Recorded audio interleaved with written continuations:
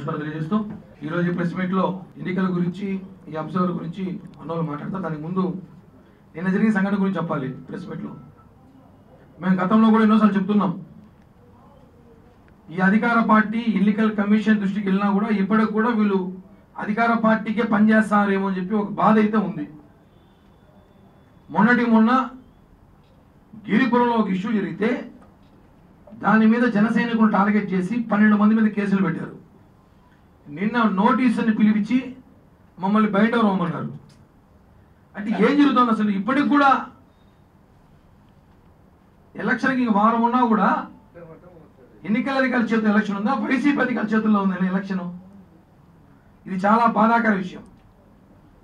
Police అధికారులు పిలిపించి మమ్మల్ని బయట రమ్మాలి, మీరు ఎన్నికల సమయాన్ని కూడా మీరు ఉండకూడదు ఇక్కడ అంతే, ఎక్కడ మేము ఇళ్లలో పడుకుంటే మీరు బూతులు వేసుకుంటారు. ఇంకా ఇవన్నీ కరెక్ట్ కాదు. రాజకీయాల్లో హుందాతనంగా ఉండాలి రాజకీయ నాయకులు. అందుకే చెప్తున్నాం మేము, ఈ ఆంధ్రప్రదేశ్ సీఎస్ ఎవరైతే ఉన్నారో ఆయన్ని ఎన్నికల వరకు బదిలీ చేయాలి, డీజీపీని బదిలీ చేయాలి. ఊరికే తూతూ మందరంగా చిన్న చిత్ర కింద బదిలీ చేసి ముఖ్యమైన ఎవరైతే ముఖ్యంగా మొత్తం నడిపించే సెక్టార్ మొత్తం మీ దగ్గర పెట్టుకొని కింద నాయకులు కింద అధికారులు ఆఫీసర్లు మారిస్తే ఏమొస్తుంది? అసలు మార్చాల్సిన వాళ్ళిద్దరే కదా, వాళ్ళిద్దరు మార్చండి. ఫస్ట్ మార్చాల్సింది సిఎస్ని, డీజీపీని, పవర్స్ మొత్తం వాళ్ళిద్దరి దగ్గర లేదు, వాళ్ళిద్దరు పవర్స్ కట్ చేయండి, వాళ్ళిద్దరిని మార్చండి. వాళ్ళిద్దరిని పెట్టుకొని ఇక్కడ అధికారులు మారిస్తే ఎవడు మా మాట్లాడాడు ఇక్కడ? నిన్న దీని మీద మేము కలెక్టర్ గారిని కలిసాం, స్పెషల్ ఆఫీసర్ గారిని కలిసాం, సూపరింటెండెంట్ ఆఫ్ పోలీస్ గారిని కలిసాం. అందరినీ ఎవరైతే కలవాలో లా ప్రకారం రూల్ ప్రకారం అందరినీ కలిసి అందరికీ మా ఒక వినతి పత్రం జనసేన పార్టీ తరఫున అందజేశాం. దయచేసి ఇప్పటికైనా మా ఆలకించండి మా బాధల్ని. దీన్ని మీరు ఇంకా రిపీట్ చేయాలని చూస్తే పెద్ద ఎత్తున ఉద్యమం కూడా చేయడానికి సిద్ధంగా అవుతున్నాం. ఎలక్షన్ చేసుకోవాలా, ఉద్యమాలు చేసుకోమంటారు మమ్మల్ని ఈ సమయంలో. ఇది కరెక్ట్ కాదు. అలాగే తిరుపతి టీటీ అశోక్ రెడ్డి గారు ఎవరైతే ఉన్నారో మనకందరూ తెలుసు, చాలా ఫేమస్ పర్సన్ అయిన పోస్టల్ బ్యాలెట్స్లో గత ఎన్నికల్లో ఏం చేశారు అందరికీ తెలుసు. అశోక్ రెడ్డి గారు కూడా ఎన్నికల నుంచి తప్పించాలి. ఈ ఎన్నికలకి ఈ 10 రోజులు 12 రోజులు ఏదైతే ఉందో అశోక్ రెడ్డి గారు కూడా తప్పించాలని చెప్పి కూడా మేము డిమాండ్ చేస్తున్నాం. ఎందుకంటే అశోక్ రెడ్డి గారు మంచి చేతి వాటు ఉన్న అధికారి. ఆయన గత ఎన్నికల్లో పోస్టల్ బ్యాలెట్లో ఏం చేశాడో మనందరికీ తెలుసు. దయచేసి మీ ప్రభుత్వం ఎన్నో ఉండింది కాబట్టి మీరు ఆయన పెట్టుకున్నారు టీటీగా. ఇప్పుడైతే ఖచ్చితంగా అశోక్ రెడ్డి గారిని మార్చాలి, అశోక్ రెడ్డి గారిని మార్చాలని చెప్పి ఆర్ఓ గారికి కూడా లెటర్ ఇచ్చాం, ఎన్నికల కమిషన్కి లెటర్ పెట్టాం. వీళ్ళందరినీ మార్చకపోతే ప్రజల్లో వేరే విధంగా ఎన్నికల అధికారులపై ప్రజల్లో వేరే విధంగా మెసేజ్ వెళ్తుందని చెప్పి కూడా తెలియజేస్తున్నాం. కూతురికి ధన్యవాదాలు అండి, హ్యాట్సాప్ చెప్తున్నాము. చెప్పుతో కొట్టినట్టు ముద్రగట్టకి సమాధానం చెప్పింది. ఈసారి కానీ మాట్లాడితే చెప్పుతోనే కొడుతుందేమో. పవన్ కళ్యాణ్ గారి పూర్తి మద్దతు తెలియజేస్తా ఉంది.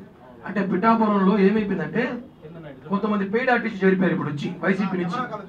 ముద్రగట్ట పద్మనాభం గారు కానివ్వండి, అతను హర్రామ్ కొడుకు కానివ్వండి, ఇంకా కొంతమంది. అంటే ఈ రోజు ఆయన కూడా తెలుసుకుంది పిఠాపురం 1,00,000 మెజార్టీతో పవన్ కళ్యాణ్ గెలుస్తున్నాడు కాబట్టి వాళ్ళందరూ తెలుసు కాబట్టి చెప్తుంది. ఆయన కూడా వచ్చి ఈరోజు మా తండ్రి గారు వైసీపీకి అమ్ముడుపోయాడు, కేవలం పవన్ కళ్యాణ్ గారిని మాట్లాడడానికి మాత్రమే ఆయన వాడుకుంటున్నారు, మా నాన్నకి అంత సినిమా లేదు, ముసలోడు అయిపోయినాడు అని చెప్పి చెప్పింది ఆయన.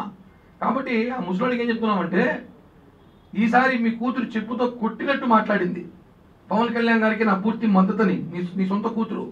ఈసారి కానీ విమర్శించి కొట్టినా ఆశ్చర్యం లేదు. కాబట్టి ఆమె గురించి మేము ఆమె హ్యాట్సాప్ చెప్తున్నాం. ఖచ్చితంగా పవన్ కళ్యాణ్ గారిని ముద్రగడ్డ కాదు వాళ్ళ తాత వాళ్ళ నాన్న దిగొచ్చిన పిఠాపురం 1,00,000 మెజార్టీతో పవన్ కళ్యాణ్ గారి విజయం అయితే ఉందండి. అశోక్ రెడ్డి గారి మీద గతంలో ఆరోపణలు వచ్చాయి, మన పేపర్లో కూడా చూసాం, ఉన్నాయి ఆరోపణలు ఉన్నాయి. వాళ్ళని బదిలీ చేయమని చెప్పి మిగతా ఇద్దరిలో కూడా చెప్పాము. అశోక్ రెడ్డి గారు పూర్తిగా వైకాపా ప్రతినిధిగా, వైకాపా కార్యకర్తగా, వైకాపా నేతగా పనిచేస్తున్నాడని చెప్పి కూడా మేము చెప్పాం. కాబట్టి అశోక్ రెడ్డిని పర్టికులర్గా మార్చమని ఎందుకు కొడుతున్నామంటే అశోక్ రెడ్డి మీద ఎక్కువ ఆరోపణలు వచ్చాయి. ఆయన మార్చమని 5 ఏళ్ళు అయిపోయింది. అశోక్ రెడ్డి గారు ఎక్కడున్నారు ఇప్పుడు? ఆయన ఆఫీస్లో డ్యూటీ చేయడంలే. ఆయన ఓన్లీ పోస్టల్ బ్యాలెట్ సంబంధించి ఏదైతే 16,000 ఓట్లు తిరుపతిలో ఉన్నాయో వాళ్ళని టార్గెట్ చేసి వాళ్ళ వెంట వాళ్ళ ఇళ్ళలో తిరుగుతున్నాడు. మీరు ఎవరు తిరగట్లేదే? మిగతా మీరు ఎవరు ఇద్దరు చెప్పారు, వాళ్ళిద్దరు తిరగట్లేదు. ఎక్కడ మాకు ఎటువంటి సమాచారం రాదు. మాకు కూడా సమాచారం అయితే 16,000 మంది ఓట్లు అధికారులు ఎవరైతే ఓట్లు వేయబోతున్నారో పోస్టల్ బ్యాలెట్లో వీళ్ళందరూ కూడా ఒక మనిషి అశోక్ రెడ్డి అనే వ్యక్తి ట్రాప్ చేస్తున్నాడు, మమ్మల్ని ఇబ్బంది పెడుతున్నాడు, మా ఓటు మమ్మల్ని వేసుకునే హక్కు మాకు లేదా అని అనేక కంప్లైంట్లు వచ్చాయి. కాబట్టి అశోక్ రెడ్డి మీద బదిలీ చేయమని చెప్పి కోరుతున్నాం. నిజంగా రామచంద్ర గారి మీద కూడా మాకు కంప్లైంట్ వస్తే, నిజంగా మాకు అనుమానం వస్తే ఖచ్చితంగా ఆయన్ని బదిలీ చేయమని కోరుతాం. ఎవరైతే ఏముంది చట్టం ముందర, ఎవరు ఎలక్షన్ కమిషన్ మా బంధువులేం కాదు కదా, ఎవరైనా సరే ఎలక్షన్కి నీతి నిజాయితీగా ఎలక్షన్ చేయాలని మేము కోరుకుంటున్నాం. కానీ ఇంకా వారం టైం ఉంది కాబట్టి మార్చాల్సిన అసలు వాళ్ళని కాదు, పూర్తిగా సిఎస్ని డీజీపీని మారిస్తే ఒక తలకానికి పోతుంది. ఎందుకంటే వాళ్ళిద్దరి వల్లే ఎంతమంది మార్చిన ఏముంది, జీతాలు ఇచ్చేది వాళ్ళే కదా. కాబట్టి వాళ్ళిద్దరు కూడా మార్చాలని చెప్పి కూడా ప్రధాన డిమాండ్ చేస్తున్నాం.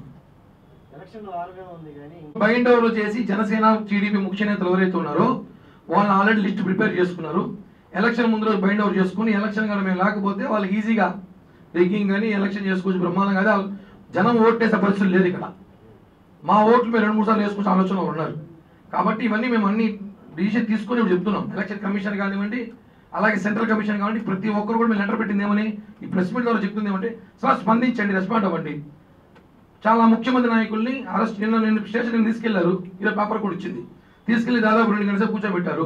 ఆ 2 గంటల సేపులో నేను 4 ఇల్లు కవర్ చేసి ఉంటాను ప్రచారంలో. ఆ 2 గంటల సేపు నన్ను కూర్చోబెడితే స్టేషన్లో కనీసం 400 గడపలు నేను ప్రచారంలో వెళ్ళుంటాను. ఇలాంటి ఇబ్బంది పెడుతున్నారు, ఇలా చేయకండి. నిజంగానే ఎవరు రౌడీ షీటర్లోకి ఉంటే వాస్తవం బైండ్ అవుట్ చేసుకుంటాం. మేము రౌడీ షీట్లు ఎవరు కాదు, మేము మా మీద రౌడీ షీట్లు ఏమి లేవు. కొంపతీసి విన్నారని పెడితే పెడతారు ఈ రోజుకి. ఇంకా ఓకే మంది అంటున్నారు.